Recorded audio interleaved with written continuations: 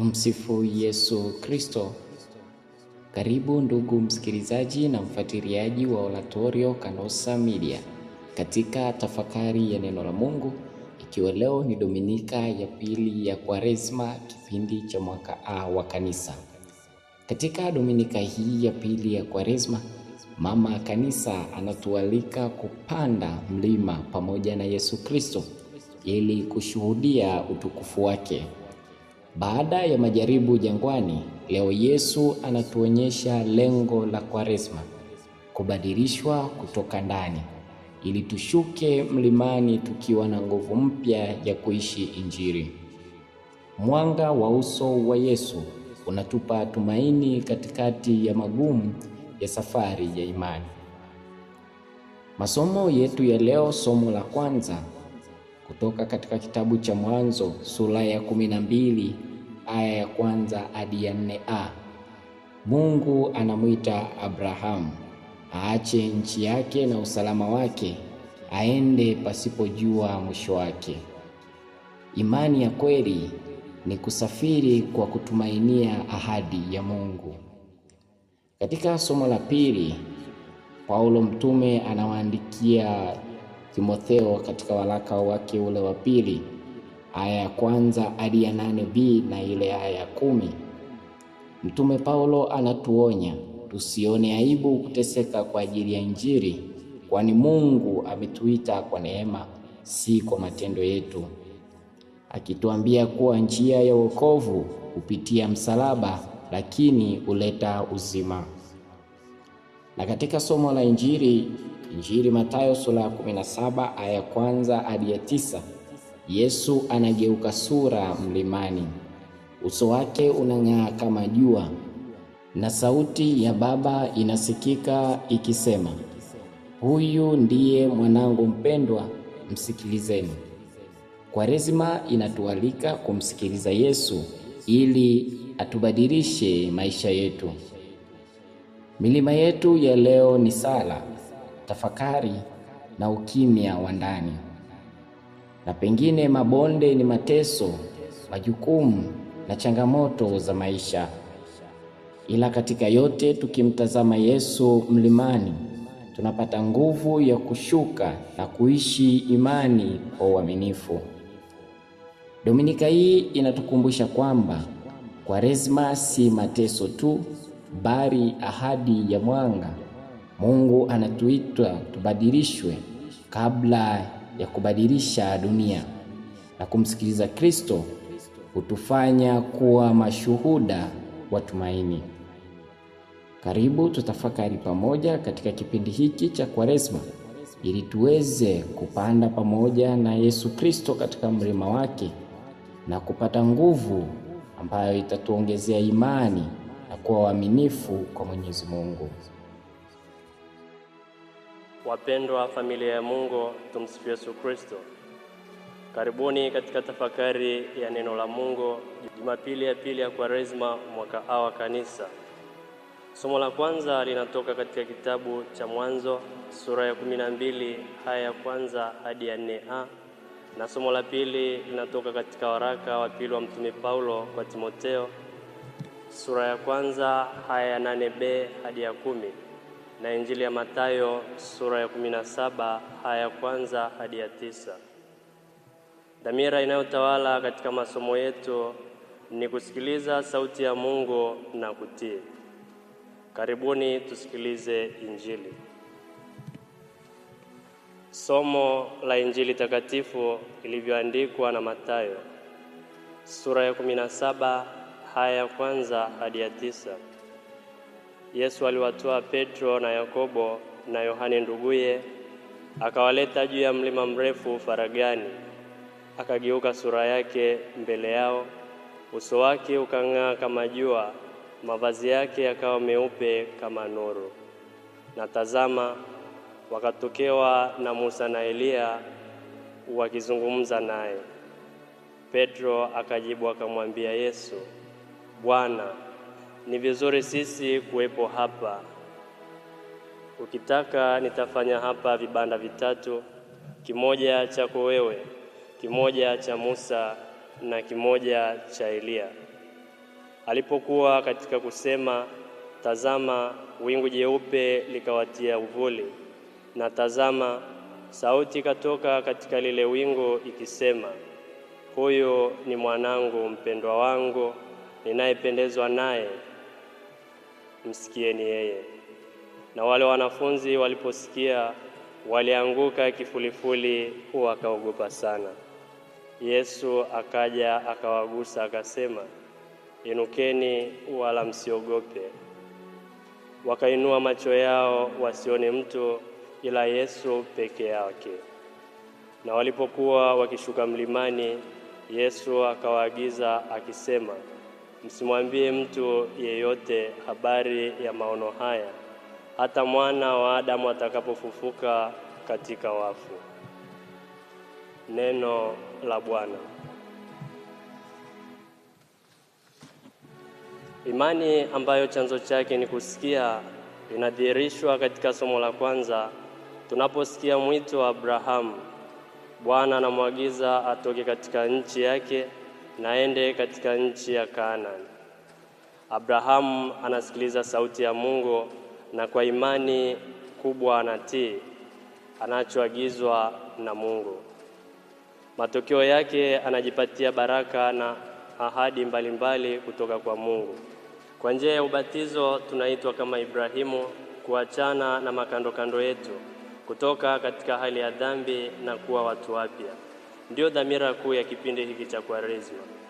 Ila ni kwa namna gani tunasikiliza sauti hii ya Mungu kupitia aidha viongozi wetu wa kanisa, mwenza wako wa ndoa au watu wa karibu tunaoishi nao na kutii?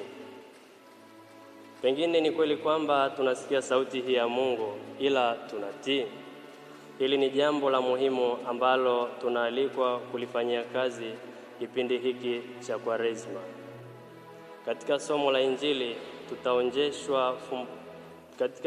Injili tunaonjeshwa fumbo la Pasaka. Yesu anageuka sura akiwa juu ya mlima. Hayupo katika eneo la tambarare, yupo juu ya mlima anasali. Anazungumza na Musa na Elia. Hawa wanawakilisha Torati na manabii. Wanatoa heshima kwa Agano Jipya ambalo ni Kristo. Ni katika hali hii ya sala na kusikiliza neno la Mungu, kukaa pamoja kama ndugu, kama familia, tunatembea pamoja, ndipo utukufu wa Mungu unajifunua kwetu. Ndugu zangu, tunaweza kujifunza katika mazingira haya ambayo Yesu anageuka sura akiwa na baadhi ya wanafunzi wake mlimani. Tunapokuwa na mahangaiko ndani ya mioyo yetu, ndani ya familia zetu, pengine wasiwasi katika maeneo yetu ya kazi, bila shaka huwa tunakuwa juu ya mlima. Tunahitaji faraja. Lakini ni katika hali hii ya mahangaiko na mateso tunakutana na maneno ya Yesu, inukeni wala msiogope.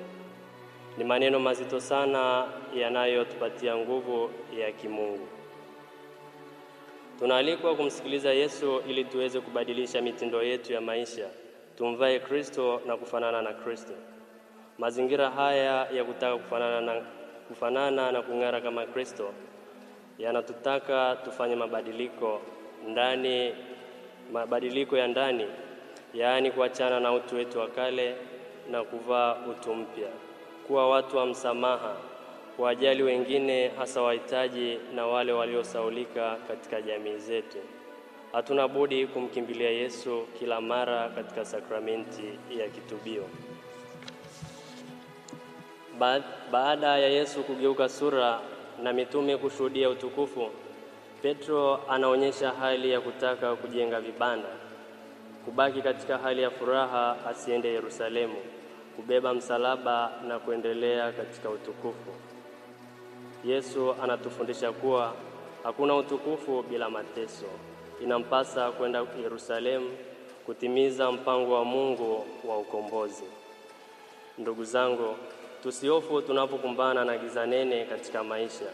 Tusitafute njia ya mkato katika kutatua changamoto zetu, wala katika kutatua changamoto zetu. Kazi yetu ni moja tu, kumsikiliza Yesu anataka tufanye nini na kumtii. Waraka wa pili wa Mtume Paulo kwa Timotheo katika somo la pili unakazia na kutoa ufafanuzi na maana ya kuwepo kwa sheria. Sheria ambayo ni amri ya Mungu zinazowakilishwa na Musa katika somo la Injili zinatusaidia tuweze kuvua utu wetu wa kale na kukutana na uso wa Yesu unaong'ara. Pale ambapo tunaziua dhamiri zetu na kushindwa kufuata sheria, tunapoteza utu wetu na kufifisha sura ya mfano wa Mungu, sura na mfano na mng'aro wa Yesu katika maisha yetu. Pengine katika jamii zetu tumelegalega sana katika malezi ya kiroho na malezi ya kimwili, hasa katika ngazi ya familia, na kupelekea dhamiri zetu kufifia sana. Hali hii inachangia kukosa hofu ya Mungu. Katika kipindi hiki cha Kwaresma tunaalikwa kubadilika. Tufufue dhamiri zetu, tuwe watu wa toba na msamaha, na tusichoke daima kuwa na kiu na shauku ya kumsikiliza Kristo na kutii anayotuagiza. Tumsifu Yesu Kristo. Tafakari hii imetolewa na mimi Frate Melkizedek Joseph Mtui wa shirika la jamii ya mapadri wa kitume wa kazi ya Roho Mtakatifu.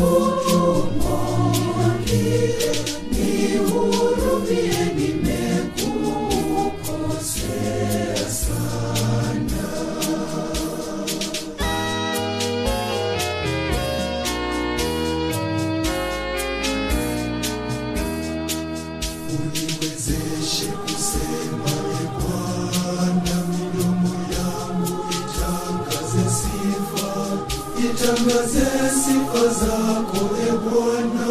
Nami nitaimba sifa zako. Nitaimba kwa sauti kuwa umeniokoa.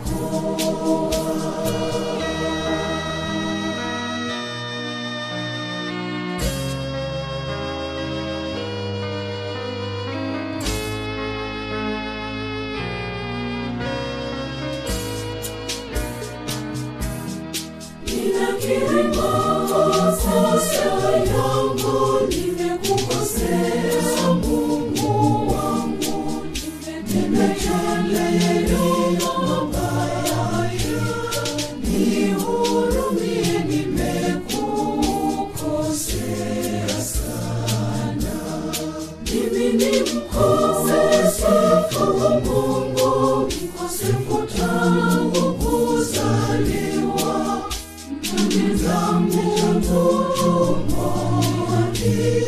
Nihurumie, nimekukosea sana.